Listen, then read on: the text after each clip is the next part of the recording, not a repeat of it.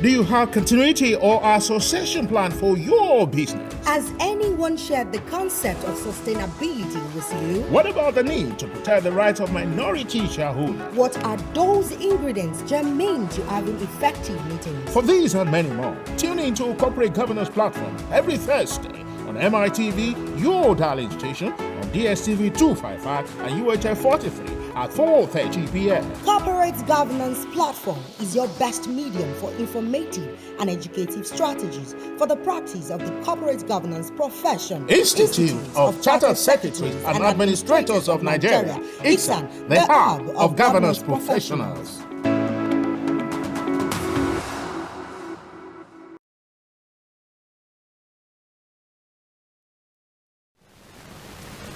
Hello and thanks for joining your favorite program on TV, Corporate Governance Platform. The program is proudly brought to you by the Institute of Chartered Secretaries and Administrators of Nigeria, ICSAN, the hub of governance professionals. And we are beaming live from MITV in Lagos. My name is Tunde Odeyemi, and in the next couple of minutes, we'll be focusing our conversation on the roles of the chairmen of the board of directors, the roles and the responsibilities of the chairman of the board of directors as the leader of the board. And of course, to lead in this conversation is a corporate governance expert himself, Mr. UWECHIA. Mr. UWECHIA holds a law degree from the University of Science and Technology, Port Harcourt, Rivers State, and was called to the Nigerian bar in 1991. He also holds a master's degree in law from the University of Lagos and practiced extensively for over 5 years in a leading commercial law firm of George Etomi and Partners, both in Port Harcourt and Lagos, Nigeria. He is an alumnus of the Lagos Business School, having attended the Senior Management Program in 2001. He is an associate of the Chartered Institute of Secretaries and Administrators of Nigeria, ICSAN, and a certified corporate governance practitioner. He is equally a member of the Nigerian Bar Association and International Bar Association, and he has extensive training and facilitation experience both locally and internationally. UCHE was the former company secretary and legal director of GlaxoSmithKline Consumer Nigerian PLC, popularly known as GSK Nigeria, a company he joined in 2006 and have legal oversight over GSK operations in Nigeria, Lebanon, and Jordan. GSK Nigeria is a member of the GSK Group of Companies, one of the world's leading biopharma and consumer wellness companies with headquarters in Brentford, England. UWECHIA is the lead consultant of RX Dunamis Consulting, a corporate governance firm that focuses on board selection, training, induction, and corporate governance compliance. Mr. UWECHIA, it's nice to have you on Corporate Governance Platform. Thank you so much, Tunde, for that very robust introduction. Okay. I'm grateful. That is who you are anyway. Thank you. And we are going to be discussing something pivotal this evening. It's about the chairman's responsibility and his roles as the leader of the board. Yes. We don't want any confusion. We want our viewers to really know the roles and the responsibilities of the chairman of the board. Okay, let us kickstart this conversation. But before I kickstart the conversation, I would like to invite our viewers to be part of the program. You can be part of the program by asking questions or making comments on the program via text message only. We don't receive calls on this program. If you have any question, if you have any comments to make on the topic of our conversation, you can send it to 080-2323-1287. The number again is 080-2323-1287. You have the number for the text message on the screen of your television set, and we are discussing the chairman's responsibilities as the leader of the board. So let's start by asking, what are the basic roles of the chairman of the board of directors? Yeah, thank you very much, Tunde. In a country where often the word chairman has its own meaning, you perceive a man who orders everybody around, who everybody could toast to. Well, for a company, it's really different. Okay. And that is why if you look at the governance code, the 2018 Nigerian Corporate Governance Code, I think it's principle 3, yes. It spells out the role of the chairman. So it doesn't have to do with his physical size or the size of his agbada or the size of his motorcade, but it talks about the chairman as the one who have the overall leadership responsibility for the company and for the board. So you have to understand that his role is very, very, you use the word pivotal, and I think that word is very important. He is the pivot that ensures that he manages the board. In fact, the principle 3 also mandates him to elicit constructive participation from the directors, his fellow directors. Remember, the chairman is also a director. Okay, so, on the board. On the board. Okay. I mean, it's not somebody that falls from the sky. Okay. He has to be a director, and then actually, I think the Latin expression is primus inter pares. He's the first among the equal. Okay. So the chairman is there not to lord it over everybody, but to provide leadership. And I think we'll be able to speak to that much later on. Thank you. Okay, talking about providing leadership, in what ways are the roles of the chairman different from the roles of the managing director? Tunde, you have asked a very important question. Why do I say this? If organizations, including governance practitioners and the chairmen who are listening, as well as the managing directors, if they understand the distinction, the distinctives between the chairman's role and that of the MD, it will minimize the amount of squabbles and issues that we are currently having in board relationship. The chairman is the chairman of the company. He presides over the meeting of the board. He is not, and which is why the code has also been very clear in separating the role. He is not involved in the day-to-day management of the company. I'm sorry to say, but today there are a lot of chairmen that are actually quasi-managing directors. Why do I say so? Definitely we have chairman, managing director. No, that is not allowed any longer. Even though in the American environment you can see, but in Nigeria, under the law, under the code, you can't be chairman and MD at the same time. Tell us specifically, why is it that the code does not recommend a single individual to be the chairman and the managing director of the company? Because of... If he has the capacity, why can't? It's not a matter of capacity, Tunde. It's a matter of governance. Okay. You see, you cannot be able to supervise what you are doing. The chairman is the one that supervises what the MD is doing. So where the chairman is both the MD and the chairman, there will be undue concentration of power. And it will become very difficult for anybody to question whatever is going on there. At least if the MD is misbehaving, you can go and report to the chairman. But if the MD is the same as the chairman, who do you report to? Maybe they say you go to God. And you know, it can cause a lot of crisis. So that is why, one of the key reasons why the framers of the code have decided that those two, and you know, experience in the banking industry, it was one of the factors that brought the crisis in the banking industry. When the MD becomes executive vice chairman, it then blurs the line of control. And there was nobody to ask the questions. Nobody to say, no, we can't do this, because it's the same person.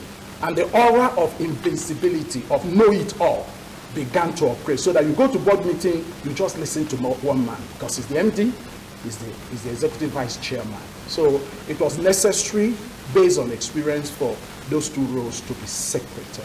So I see that it's because they want to put checks and balances in place. Very correct. Okay. Tunde, very correct. Now, what are the likely consequences if a company is headed by an incompetent, or let me say an overbearing chairman? What are going to be the likely consequences on the company?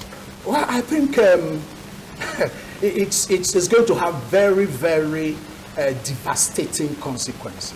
Okay. For example, incompetence. And let's be very clear, you will not find incompetence written in black and white, but like they say, by their fruit you shall know them. So when you go to a board meeting and everything the MD says correct, and then the chairman turns to the MD and say, what do you say? And whatever he says becomes the norm. That is a clear case of lack of independence, also a function of lack of confidence and incompetence. On the other hand, you have chairmen that stray from the path of their role and begin to interfere with the way the business is run. So you want to employ a canteen service provider, chairman wants to know who the people are. You want to employ somebody, chairman wants to know. They are strayed.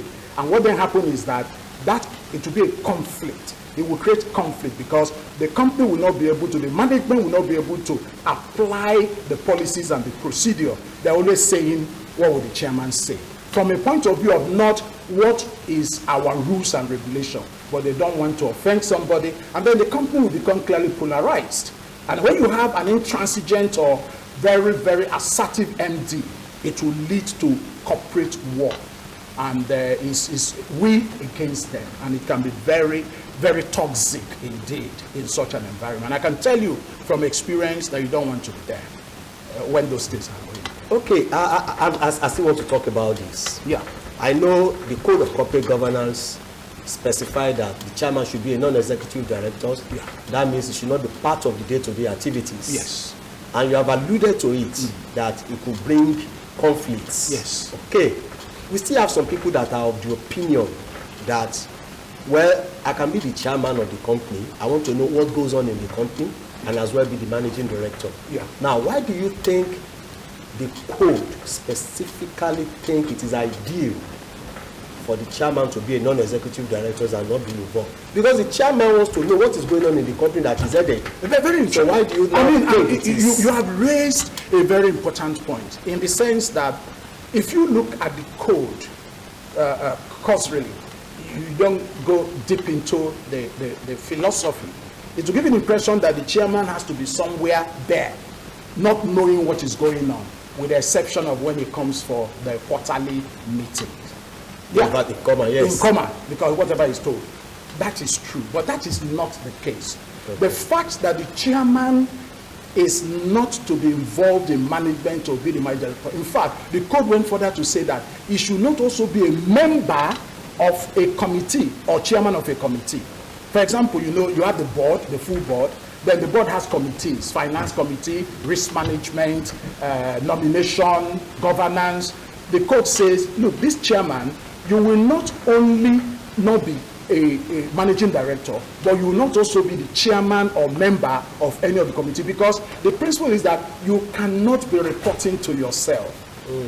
That is underlying principle. You cannot report to yourself. But the reality is that for corporate governance professionals, to avoid that gap that you alluded to, what then happens is that on a monthly periodic basis, the managing director and the MD, because the code itself recognizes in principle 3 and recommended practices that the MD should be in regular contact. The managing director should have access to the MD. So what you do is that the managing director should have access to the chairman. Okay. Sorry, to the chairman.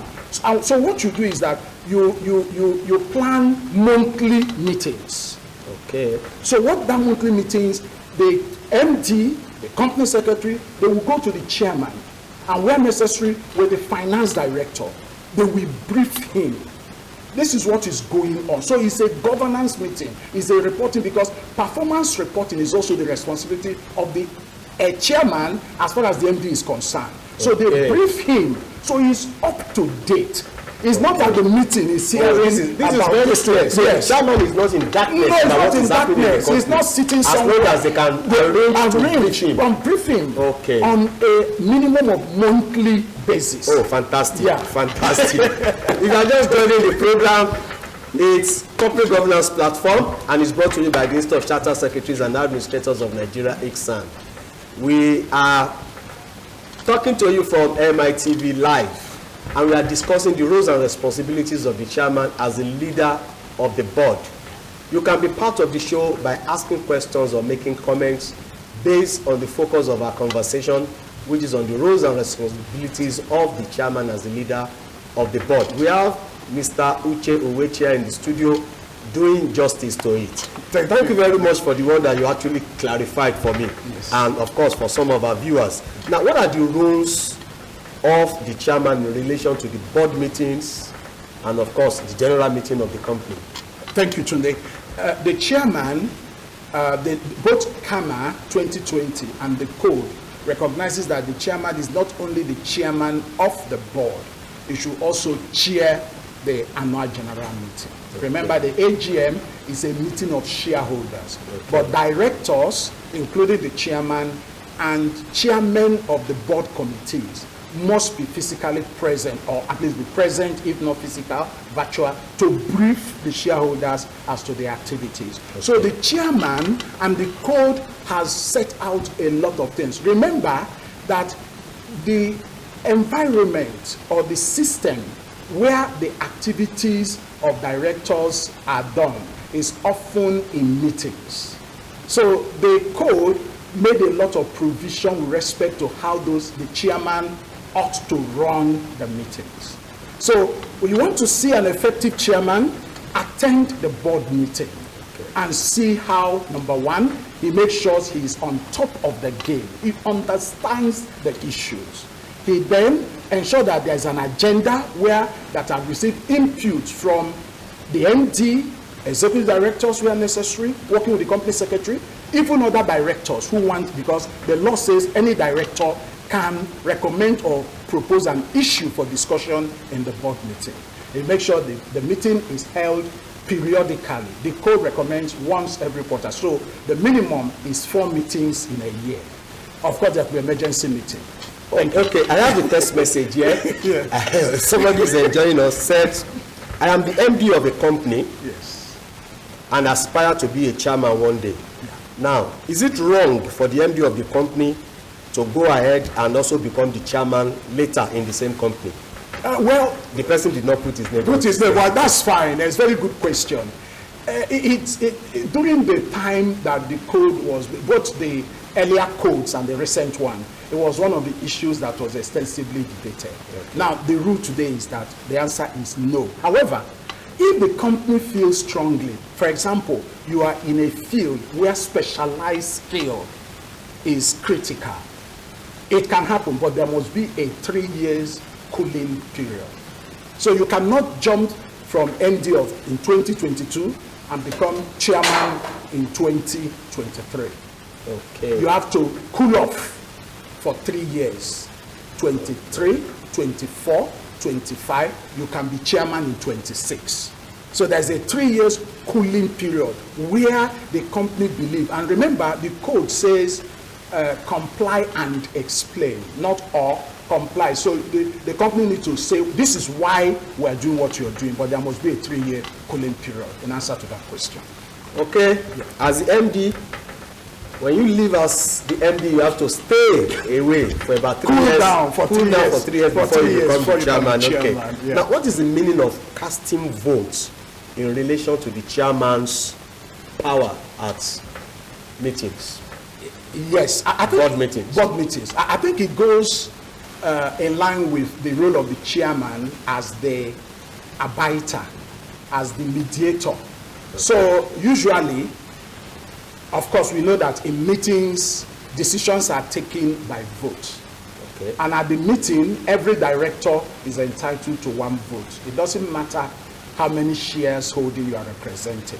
Okay. So, and usually, in my experience, issues are discussed, there will be feedback and answers, and then the chairman will then, once a consensus is reached, the chairman will then put it to a vote, and people will vote yes, yes, yes. Now, there are instances, and it does happen when you have some issues that have a lot of peculiarities, where the board, quote and unquote, is divided.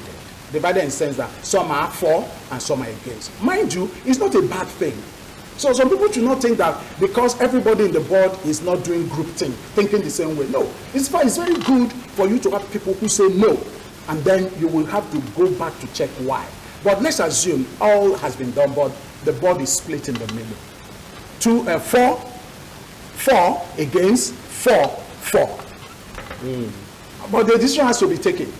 then the chairman, even if he has voted before. Okay, that is what the Yeah. chairman. Yes. When the initial voting. Yes, he can vote. He can vote. He can okay. vote. Yes, he can vote. He can say I'm in support. So we now have 4-4. We now have What then 4-4 happens? because the law will not allow it to frustrate the operation of the company where there are board lock jams. So it then gave the chairman a second and a casting vote. He will now vote again. Okay. So it's possible for the chairman after voting yes to now see reason and vote no. I mean, come on, he has the right to change his mind, but the reality is that he has a second and a casting vote. Okay. So when he votes, then it breaks the lock jam. Okay, so the Yes. casting vote is the second vote. There's a second that the chairman vote that has the is opportunity. conferred on Okay, the okay, chairman. conferred on the Yes, chairman. to Okay. use. But the advice that it should be used sparingly. Okay. Otherwise, it will set a precedent. But he has it just in case he needs to unlock the door. Okay, what does it portend for the company if the chairman of the company and the MD or the directors are constantly in wranglings? Tunde, it tells you something. It's either somebody is doing something wrong or there is no agreement on the sharing formula. Because if both parties are working for the interest of the company, they can disagree without being disagreeable. Okay. And we need to differentiate between the two. The MD, most MDs, because of their remuneration structure, a number of them are short-term based. Because they want the profits now so that it can increase their bonus. But the chairman, who represents a wider interest, often is supposed to think middle term and long term. So sometimes there might be disagreement in terms of strategy, which is okay. That should be taken to the board should take a look at it. But if the disagreement becomes personal, information is being kept from the chairman, or the chairman is recruiting spies to be reporting on the MD, then something fundamentally wrong. Spies in the company. In the company, of course. Okay. To be reporting to him, then something is wrong. Communication has broken down, trust has broken down, and something must give way. And as a governance professional, you need to really be very strategic in handling this to determine how do we sort this out. And it might require reaching out to independent directors to say, this is my observation. And then, because the code gives them power to meet both parties, they'll be able to meet the chairman and be able to meet the MD to resolve the issues. And when it is a function of power tussle, they need to resolve how it will do. And sometimes one of the parties have to go to be able to. And you say that resolution can be a third party that is independent. Yes, like independent director. Can a regulator do it? It's very, very rare. By the time the regulator comes in, it's a different kettle of fish altogether. So the advice is that they should resolve it in-house. But if it's a regulated industry sector, as we saw it recently happen in the banking sector, you know the implications. A lot of people read a lot of meaning into it. So as much as possible, the chairman and the board, especially independent non-executive directors, should ensure that such squabbles are resolved. Okay, in order not to have this kind of squabbles or wranglings, I want to talk about ICSAN. That is your institute, right? Yes. Does ICSAN has training programs for chairmen on how best to lead the board? Yes, certainly today we do. In fact, let me put it this way. Companies have often made the mistake by thinking that you can just appoint anybody, including a sitting director, to be a chairman without the necessary leadership training. That is where ICSAN comes in. We have bespoke training program that will deal with the soft issues, the emotional intelligence, the leadership qualities, the attributes, the constraints and restraints that a chairman ought to have, so that people receive proper training and coaching so that they can perform their role. It's very important. We have such training. We even do it in plant. We do it You know, we do it individually, we can do it for the board, we can do it even for executive management, for the entire board. Okay, talking about training. Yes, please. ICSAN professional training. I know ICSAN trains people to become a charter secretary, to become an administrator. Does this ICSAN professional training also include training for people that are aspiring to become chairman of companies? Yes, certainly. Certainly. In fact, if you look at, first of all, the training to become a chartered secretary, a chartered administrator, embedded in it are trainings on board meeting, on governance, on managing stakeholders, on the different roles is there. But apart from that, on a periodic basis, ICSAN is running. Today, for example, the Lagos chapter ran a program on corporate governance, on culture, and how you can shape your culture to shape your governance environment. And then we have a timetable, a schedule, which is available on ICSAN website on throughout the year, trainings. And this training can be done in classroom form, it can be done in plant, it can be done ex-plant, it can be fitted for the need of the various stakeholder organizations, if they wish so.